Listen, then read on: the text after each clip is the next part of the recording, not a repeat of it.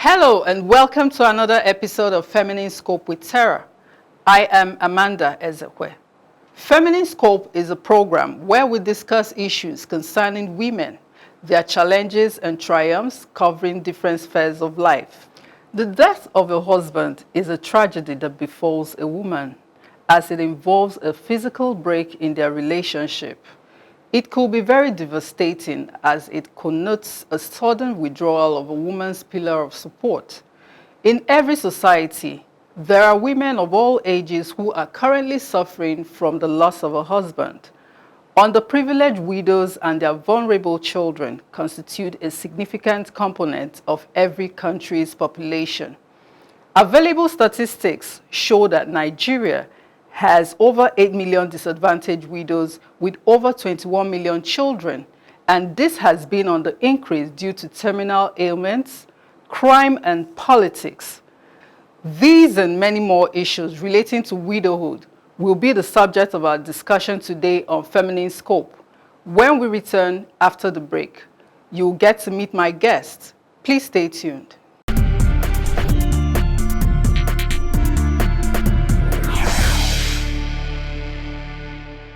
Welcome back. My guest is Gozie Udemezue, an attorney, human rights advocate, a writer and public speaker who is passionate about helping widows and their children strive through their adversities.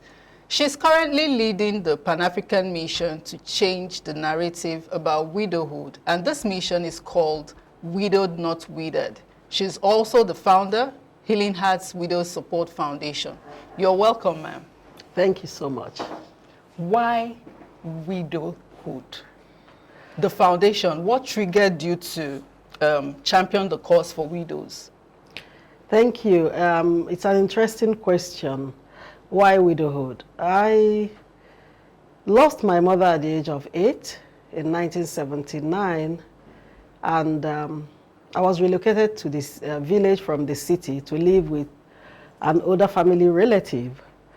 And while in that village in Anambra State, in a town called Ogidi, she used to take me to funerals, and I noticed some things that unsettled me as a child and as an early teenager. Seeing women being barbed and with all the ceremonies, and then a few months after some funerals, you won't find the widow in the community. And when you ask questions, at times they'll tell you, oh, she didn't have a male child, or she didn't have any children, she's gone home. You know, seeing the widow cry, and I remember then she would say to me, don't come out, just sit by the corner. And then I'll come out to peep, to find out what it was. So from childhood, I started praying. I said, God, I don't want to be a widow when I get married, because I saw them in pain. I saw the sorrow and the sadness. And at some point, I asked a family friend who is a lawyer. Incidentally, he lives here in Abuja, and I asked him, what course will I study to be able to help these women? And he said, law. And I am a lawyer today, and that's what I'm doing. And so it's something that started from seeing suffering and trying to find a way to bring solution. I mean, I found myself working with a non-profit as a youth corps member and putting in 4 extra years and veering off to focus on widows. And that's what I've done for 13 years. Now, you mentioned, 13 years. You mentioned 20 years collectively, but 13 years on my own. Okay, yes. Okay. You mentioned, being widowed and all that. Now, when your co-founder, who happened to be your husband, passed, how did you feel about other widows? What came to mind? I think the years I worked with widows kind of prepared me, but you can never be prepared for widowhood. It's a funny situation. But he helped me to be independent, and I was running things already, running the home while he was out on business, and running some of our businesses. So when he died, the shock that he was killed here in Abuja. He was killed by a drunk driver in this town. And hearing the news, I knew that I was in for a challenge, because already I had widows on our list, who he was helping and I was helping. And now I found myself being one at 42, and it wasn't funny. But somehow I had vicariously lived widowhood because I've worked with them. Our home was like a halfway home for widows who were evicted, and my husband never bothered about their being in the house. He made provision for them to be taken care of. Like a safe haven. Like a safe haven, unofficially. And so I was somehow prepared. But are you ever prepared for widowhood? No. But I had already known their issues. I already knew that when you lose your husband, some family members become funny. Some friends desert you. So I was ready to, I was already face ready. The challenge. Yeah, and I faced it squarely. I'm still facing it. What came to your mind? Like I've asked before, but working with widows now, coming out as a widow, what can you clarify that was together with what you've been doing with widows and what you were passing through personally?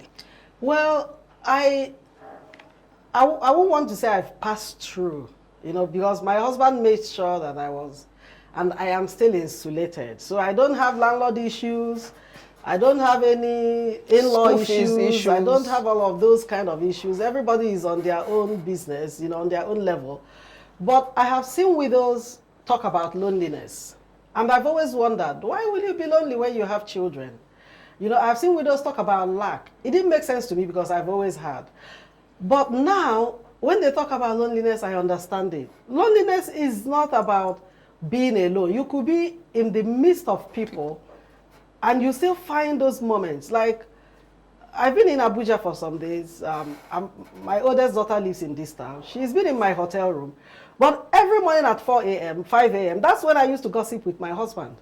I haven't gotten used to not that time, And so I'll wake her up. I'll be like, oh, Chisom, let's talk about this. And she'll be, Mom, I go to work.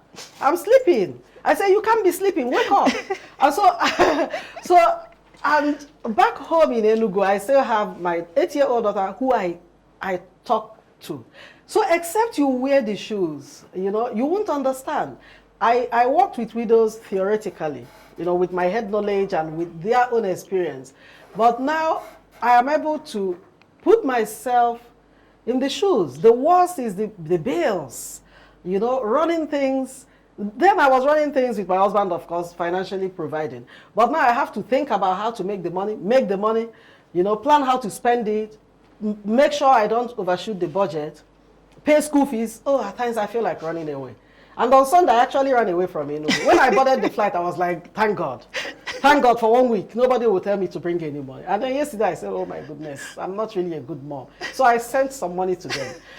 But it's, I don't know how, I don't like calling them poor widows because nobody is really poor in that sense. Indigent. But the indigent widows who earn per day, I don't know how they cope. Because it's such a tough world out there. And then you think about widows who are harassed. This morning I had a session with a widow in my hotel room. And she shared some of her stories. Her husband died. Her brother-in-law in this town went to the mechanic workshop and sold the husband's car without informing her. And when she confronted him, he said, oh, I thought I told you. And so it's like removing what has shielded you. And I told you that I don't focus on what is being done to the widows. I work with men's club. I talk to men organizations because I have worked it. And I have seen my husband make sure that nobody harassed me or harasses me. So I try to talk to the men to also make those provisions to make sure that their women and their wives are protected.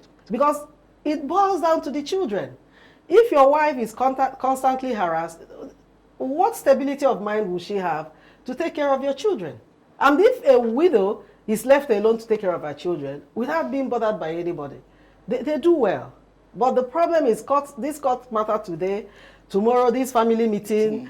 In some cases, they ask the woman to swear an oath and all manner of, nonsense that, go on. So it's a jungle. Now, you said collectively you've been with widows for 20 years. Yeah, this is the 20th year. What story of a widow stood out for you throughout? What stood out? Because like in the eastern part of the country, there are it's horrible. Practices. When I was working with a non-profit, there was a case of a widow who made me cry every day, and it was part of why my husband insisted that I had to resign from the job.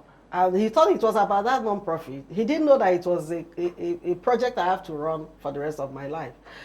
Her husband died, and she was accused of killing him, the husband. And I played the video of the ceremony that they performed for her to prove her innocence. I couldn't eat because they placed kola nut on the palm of the dead man. It's a VHS video. I wish there was a way we could just get it back, but she had to pick the kola nut with her lips from the palm of a body that had been in the mortuary with all the chemicals. And now they used, I don't know what they call it here, but in Igbo language, the tree is ogilisi. You know that? Yeah, ogilisi. Yeah, they used a leaf to, pouring water, washed the hand of the man, the palm, and they asked her to drink. And she did. And so they set 1 year period, 12 months, that she was going to die. And within that 12 months, they were dragging her from one court to another. Over properties? Over property and all manner of claims. And it's a distraction.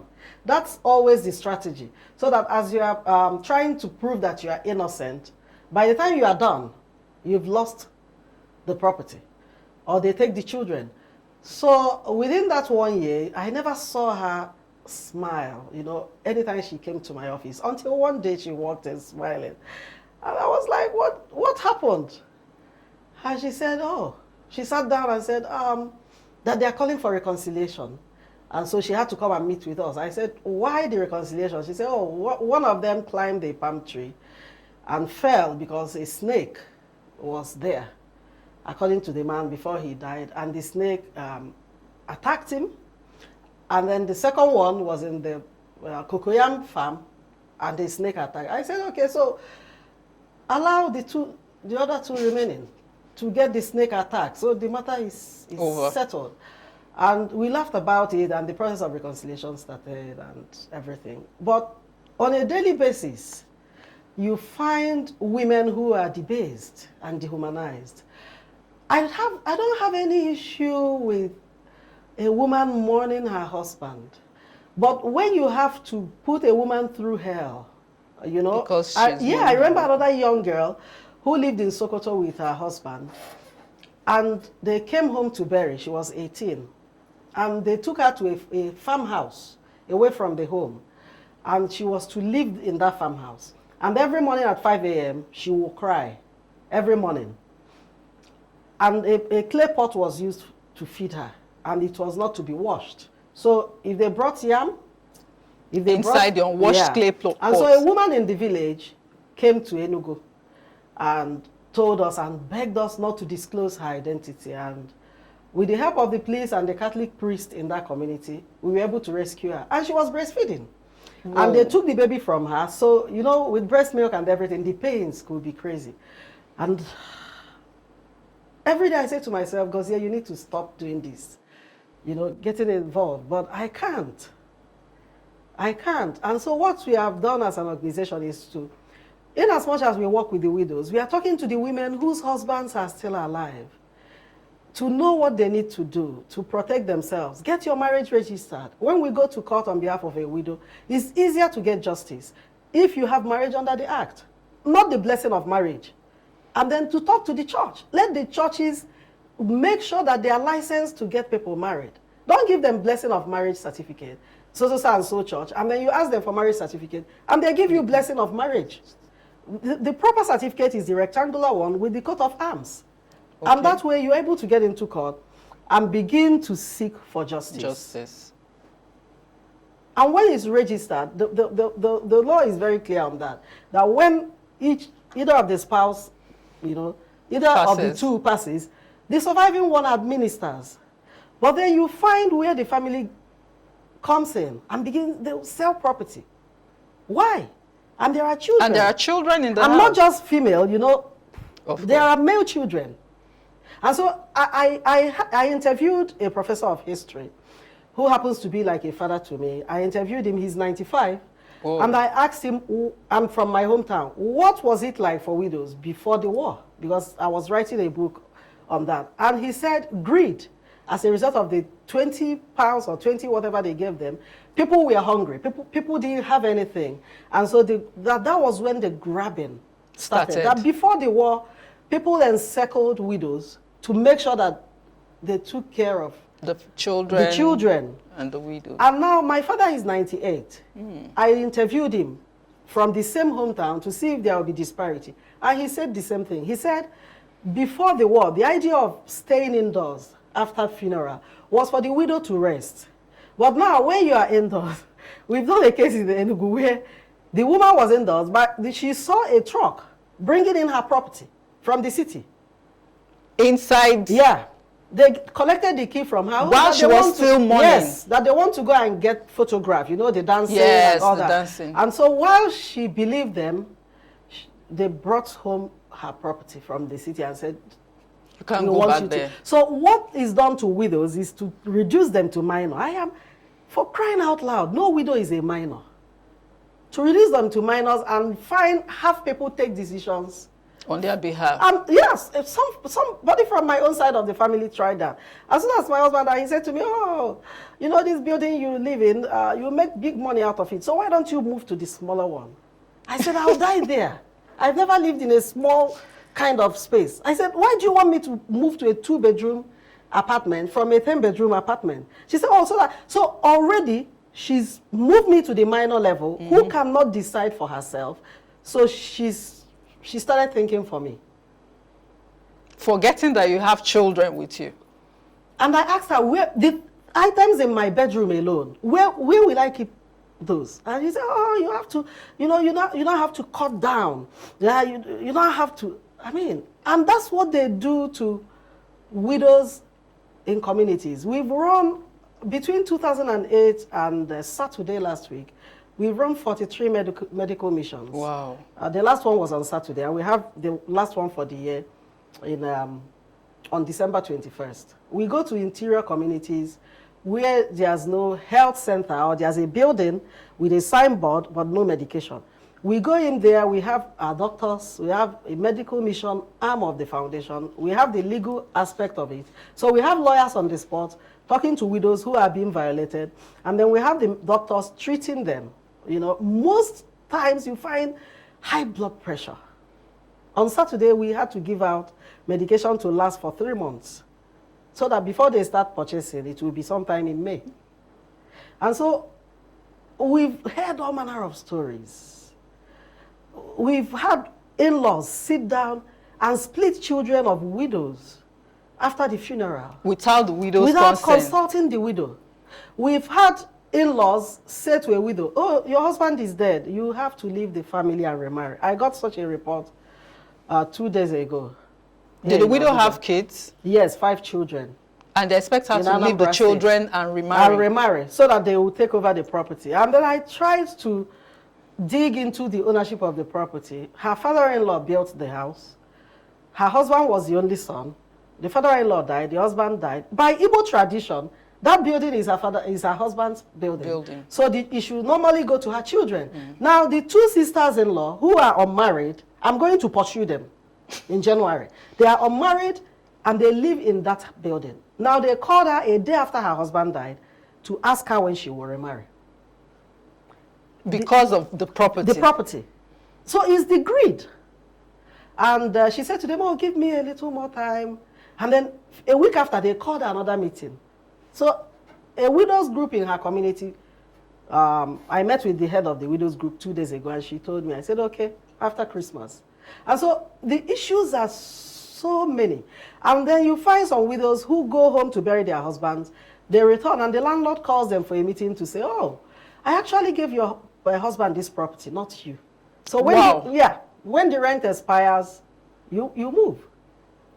Not considering that they're mourning. Even if at times it could even be the widow paying it could be the widow paying the rent, even while the man was alive.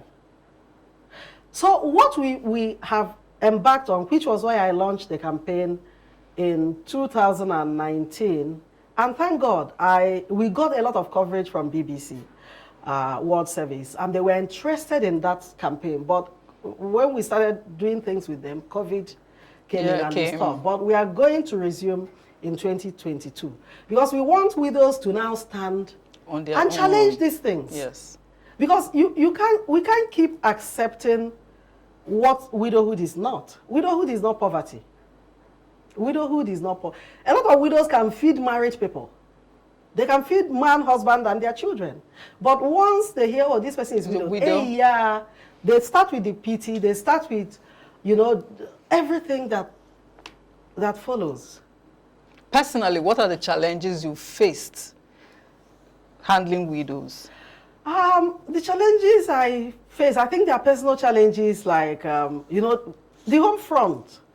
Yeah, I was working and making my own money when my husband was alive, but I was like playing the supporting role. He was the main actor. And then he's not there anymore. And it's not like the expenses reduced. For me, that's a major challenge. And having to raise my children alone. But one good thing my husband did was he was present while he was alive. My daughter was just that morning, the morning after the father died, he had just had her matriculation. So she didn't know that her father was dead, and she was calling him to tell him that, oh, I've gone into engineering. You wanted me to be an engineer. I've gone into engineering. And the phone was switched off. And she called me, where is Dad? I said, well, where he is, you can't speak to him. And he said, oh, what happened? Is he so sad? So I said, no, just calm down. Having to face that challenge, I didn't have time to mourn. I never mourned till many months after, because I was trying to hold my father, who was then 90 years, and who was very close to my husband. I was trying to hold my children, who were, my daughter was like the father's right-hand person. And they had just moved around the town with him, and he dropped off my son at school. So the challenge was taking care of things, then planning the funeral and every other thing. And I was pregnant. So it was after everything that I now had time to mourn. And like I tell widows, when they force you to cry every morning, say no. Because it's not on the funeral that the crying stops. When my daughter's convocation ceremony was held at UNN, I was crying. Because I was like, your father was meant to be here. When I graduated from University of London, I took a master's degree from Queen Mary College. I was in London for my graduation. It was my worst day. I kept reminding my cousin, I said, my husband promised me a party at the Dorchester Hotel. And my cousin was like, you like good things. So I kept, in between, I was crying. So things will happen. My children will get married. My son is graduating in a few months. So you have things. At times when I return from the office, to step in, I'll look at the NEPA credit. And it's gone down to 34. I'm like, 34? Did you guys use the air conditioner? And I might just, it made me emotional. Because we were close. And he supported me. And we worked together. He was involved in the foundation. I was involved in his business. So it was... You were together, doing things together. Doing things together, and there was no sign. If he was ill, I would have probably... Prepared yourself ahead of time. Yeah, but somebody I spoke with by 5 p.m., I'm not sure it was up to an hour before that accident happened. And we were meant to speak again that night, and we never did. But most times people don't consider, once a man dies, what the family of the man does most of the time. Not every family, some families are good. But a lot of these families, they will start remembering the day you came, they visited you, you gave them one piece of meat. Without considering whether it was the only meat in the pot of soup. Or how you didn't do this. They resurrect all manner of things. And people actually do this? Yes. And, I talk to widows every day. This morning, a widow was in my room at 9 a.m. in the morning. I give them unfettered access to me. On social media, on WhatsApp.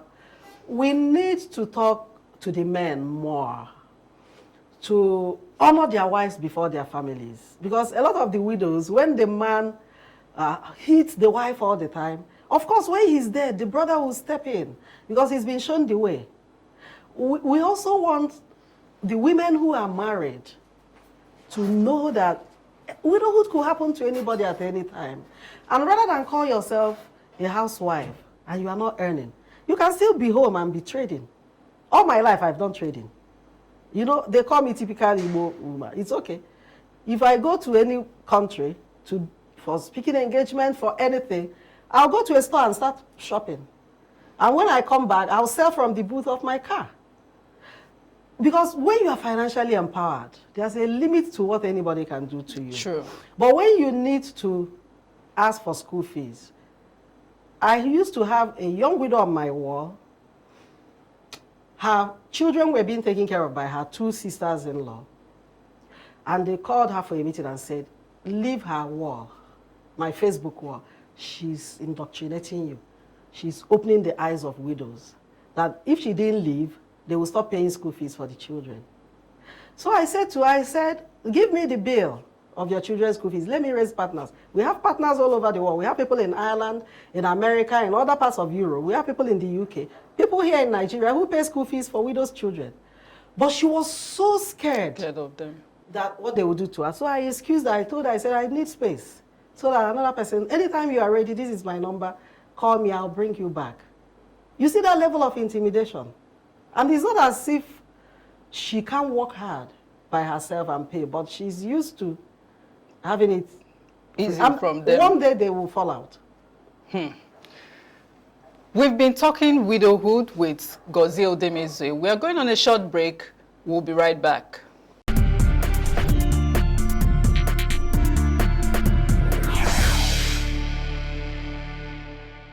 Welcome back. If you're just joining us, this is Feminine Scope with Tara, and we've been talking about widowhood in Nigeria. We still have our guest in the studio, an attorney, human rights advocate, and currently leading the mission Widowed Not Withered, Gozie Udemezue. Now, back to our question, because this is so much that we've been, talking about, and I don't know, do we have functional laws in the country that helps widows? And Yes. have you seen the one that have been followed through to conclusion? There are functional laws. There are provisions in the 1999 Constitution, to start with that. Okay. Chapter 4 of the Constitution, which deals on the rights. Basically right to life. And so when you ask a widow to drink water that you used to wash a dead body, you are violating that right.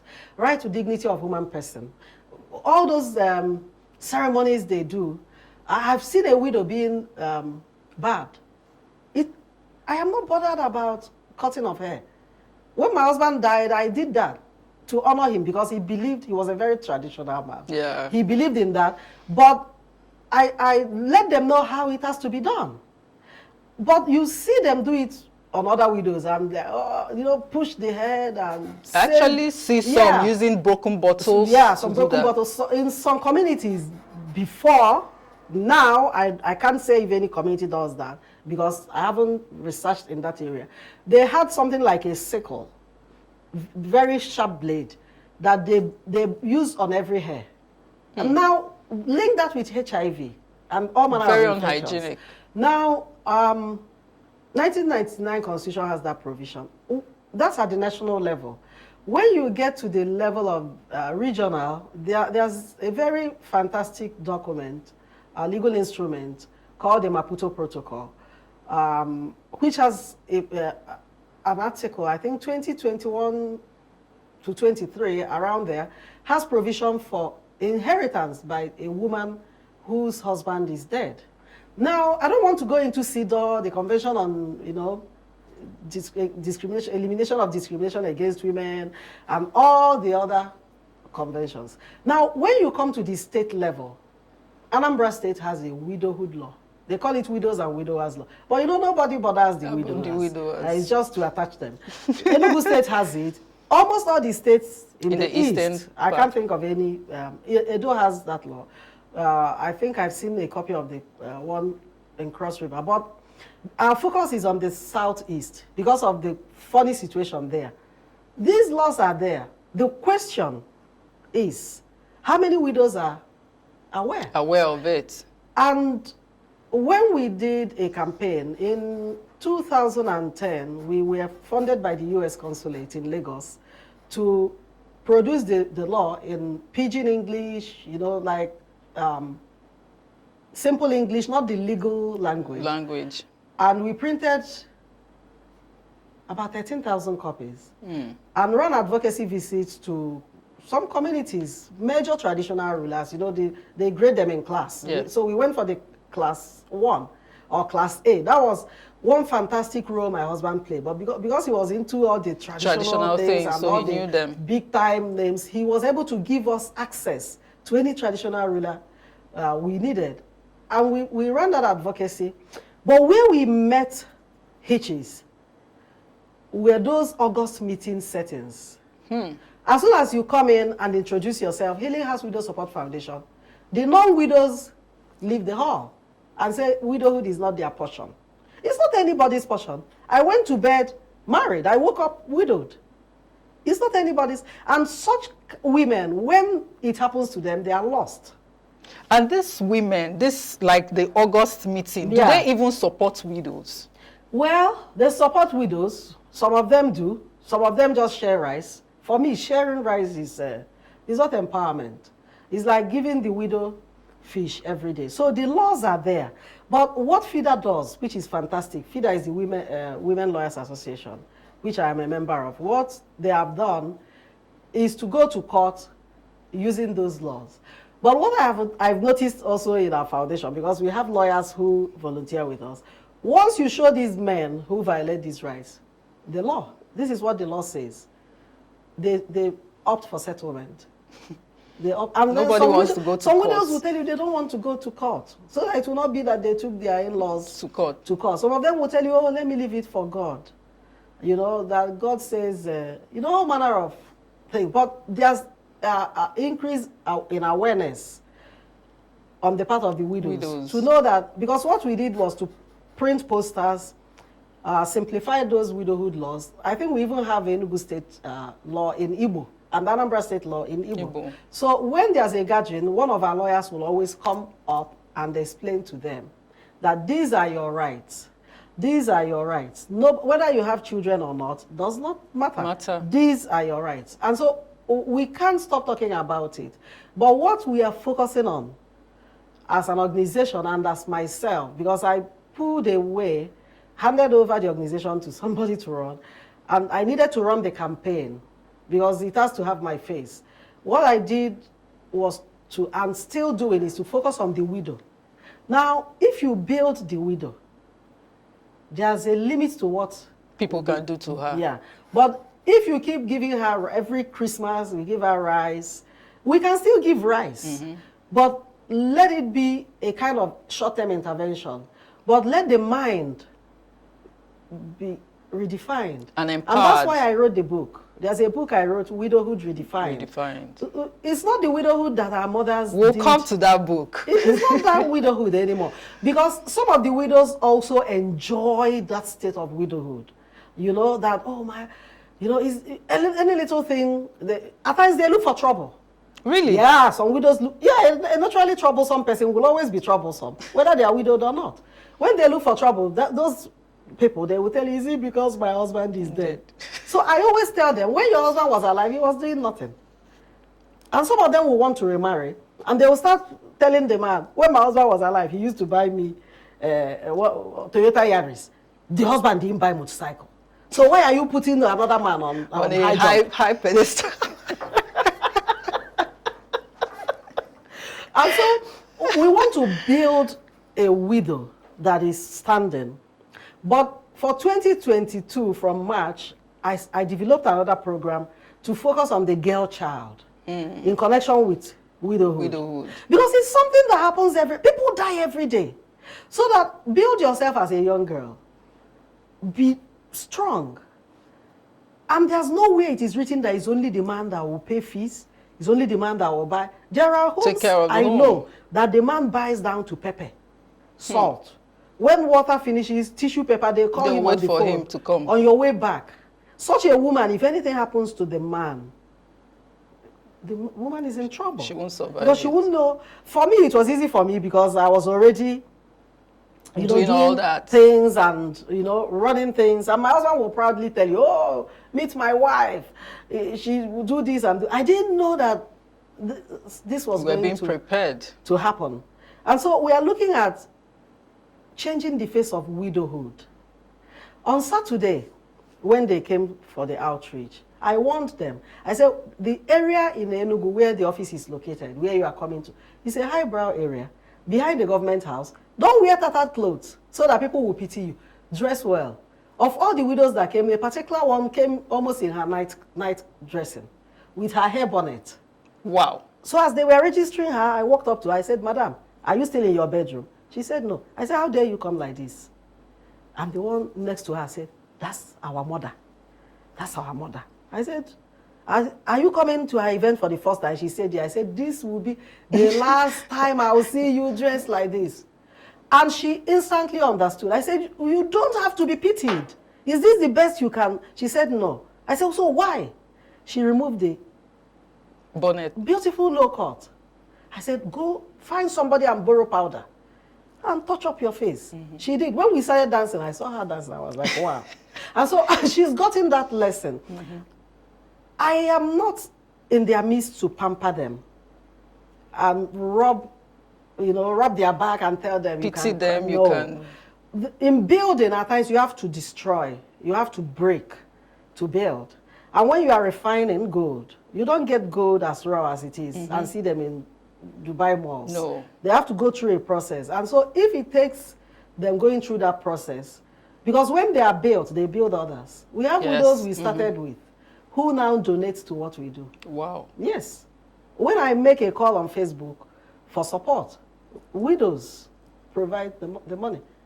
Now, all these outreaches you've been, how do you get funding? Does government support you? Government? No, we've never been supported by any government. It depends on the outreach. If it's sensitization, we have funding from a couple of organizations in Europe. We have a very strong relationship with the U.S. Public Affairs section of the U.S. Consulate in Lagos. Then individuals, we do a lot of crowdfunding. Like this morning, we posted about a 24-year-old widow with a child that needs a surgery that will cost between 35 and 50,000 at UNTH. Our head of medical missions told me. Before I came out for this program, we've hit 20,000. And what we do is, if it's a 24-hour fundraising like this one, once it hits 24 hours, we complete it from our money.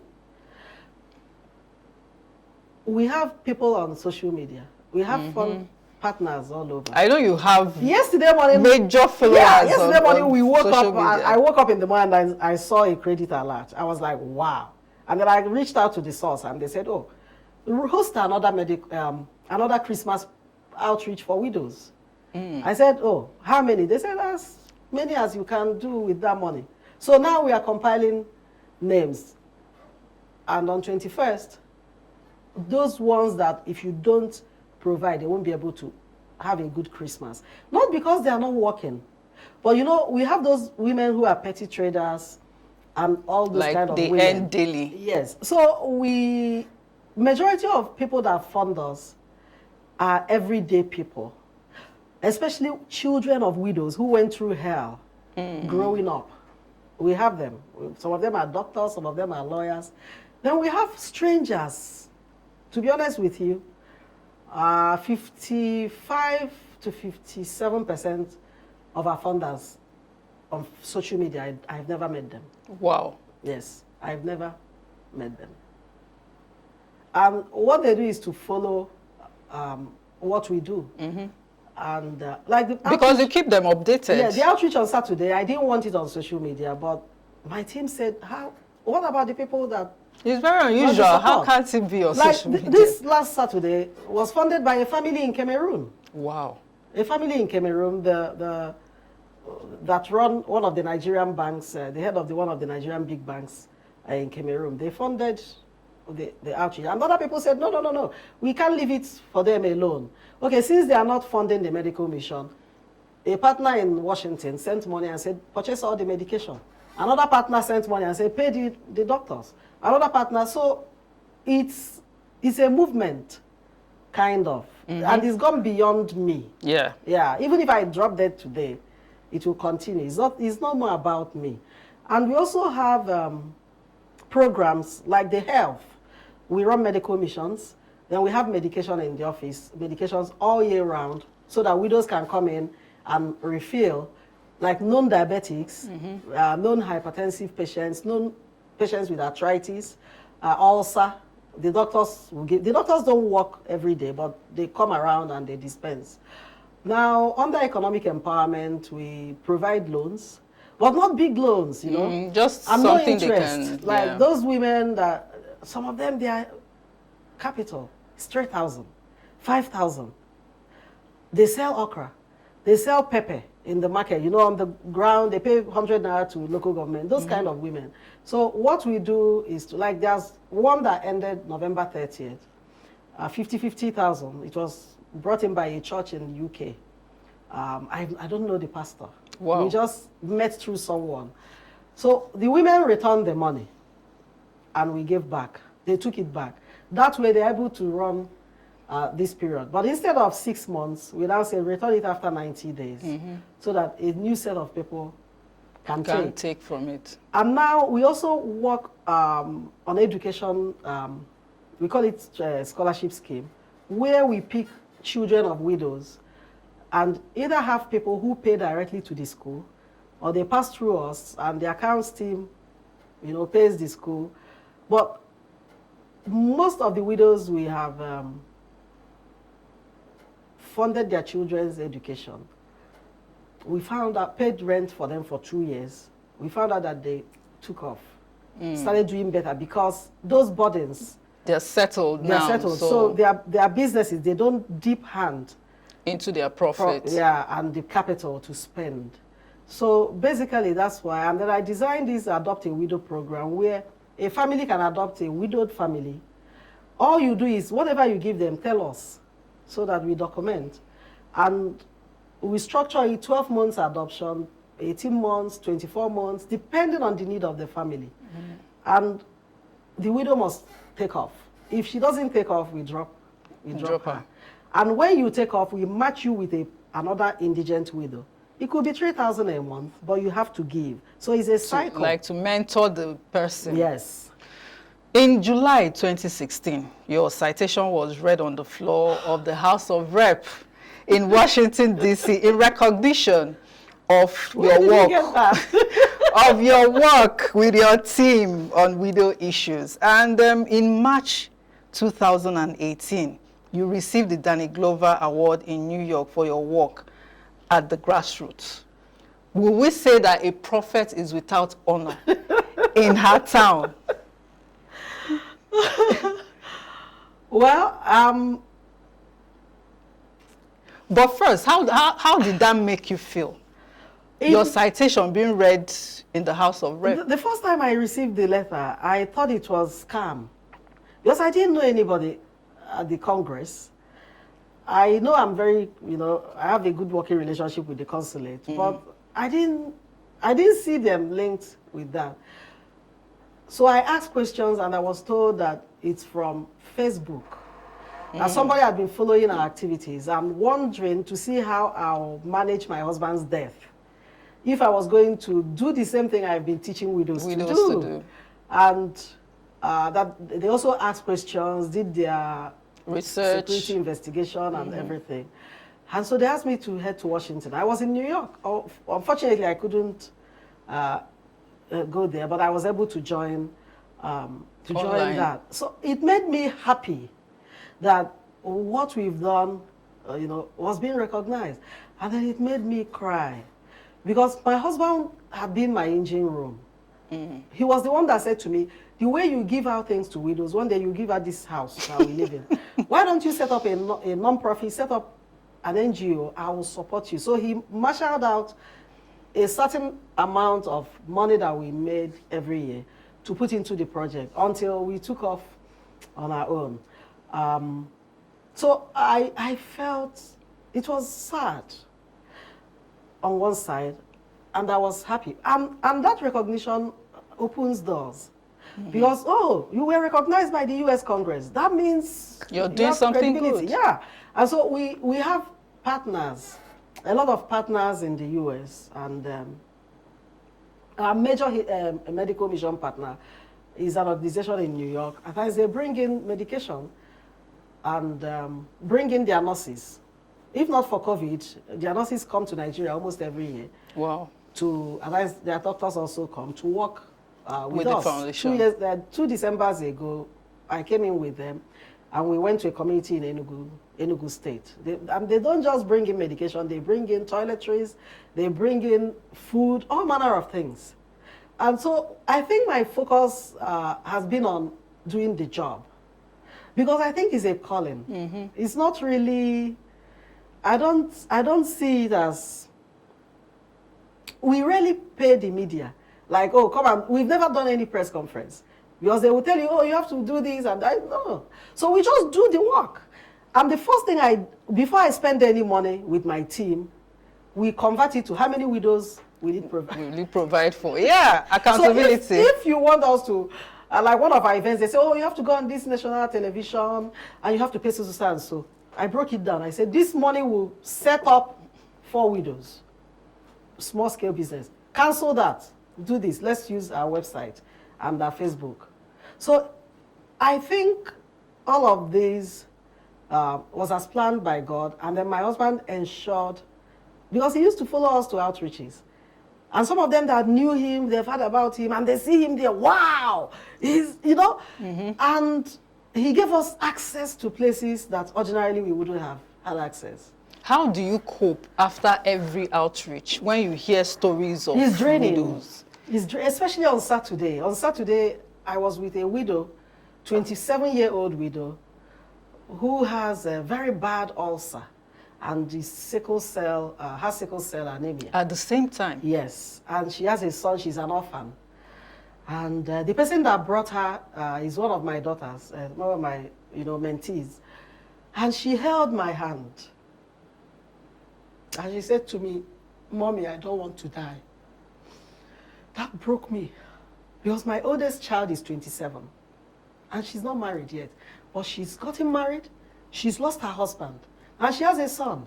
And so I held her. I felt negative energy. So I turned to the doctor. I said, what do we do? The doctor said, oh, we have hospitals we partner with. They treat those widows and we pay. And he said, oh, we'll sign her up on Tuesday. Since Monday, there's no movement. And I said, okay.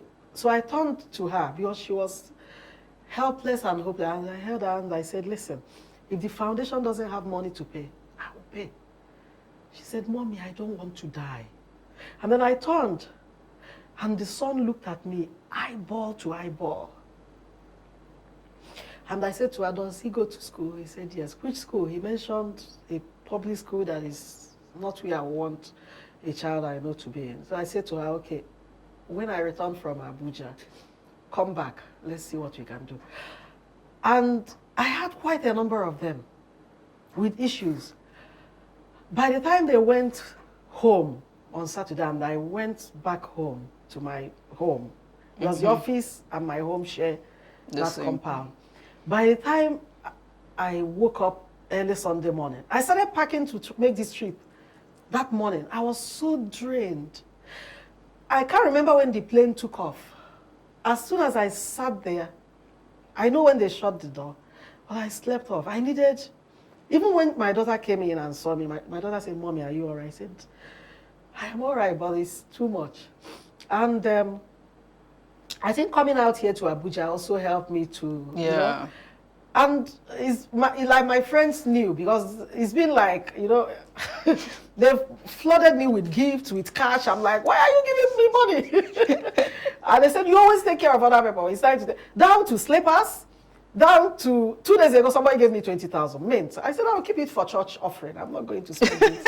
You know, so all of that love that I didn't expect It keeps you going when Yes. you remember the widows. Yes, and coming out here, for me, Abuja is my place to detoxify.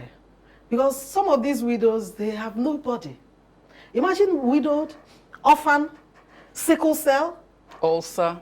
ulcer. And I asked her, what do you do for a living? I shouldn't have asked. And she said that she makes soya milk. How much is soya milk? Maybe 100 naira a bottle. So how many will she make? To make money to take care of herself. And luckily for her, we had our economic empowerment team. We have volunteers from a couple of banks, and one of them was there. What they do is to interview the women, help them to do a kind of business proposal, and recommend to us how much to give them, either to upscale their business or to start something new. So they recommended her. Because if they didn't recommend her, I wouldn't be able to give my approval. So by January, end of January, we should be able to fund her to do more and to have, instead of moving around to sell, pushing the barrow, she will have a place where she can now stay and sell. And I spoke to the doctor said if she takes proper medication and eats well, that she'll be fine. She'll be fine. So it's draining. It's draining, but it's something I have to do. So what advice will you give people concerning how to treat widows? Number one is they are human. You know, most times they will tell you, oh, this person killed the husband. How do you know that somebody killed the husband? I can't imagine killing my husband. Treat them as human beings. Love them. Some of them will only need a hug. On Saturday, I must have hugged at least 30 widows without saying a word. And you feel them. Just that hug. It's beyond giving them rice. Love them like humans. And if you can help them to stand on their feet, you'll be helping many more widows. And for women who are married, I want to put this out there. When your friend loses her husband, don't treat her like a scum of the earth. Some of you will tell your friend to stop coming to your house so that they don't snatch your husband. You are making your husband little before the society. Widows don't snatch husbands. I can tell you that some of these married men, they don't want a place where anybody will tell them that they are pregnant and they want to marry them. So they settle for these widows. I'm not saying it's right, but don't put all the blame on the widows. Look at yourself. Are you giving your husband peace? Why is he always running after that widow? Maybe you flip it. And now, if you can help your sibling or your cousin who is widowed, help her. A lot of people complain about in-laws harassing widows. The new trend is the family where the widow is from, her maiden family, harassing them. And so let's change the narrative on how we treat widows. Widowhood can happen to anybody. I never knew I would lose my husband. I never knew at this age I'll be running things alone. And if they wake up and decide to marry, especially Igbo people, especially the Igbos, allow them to remarry.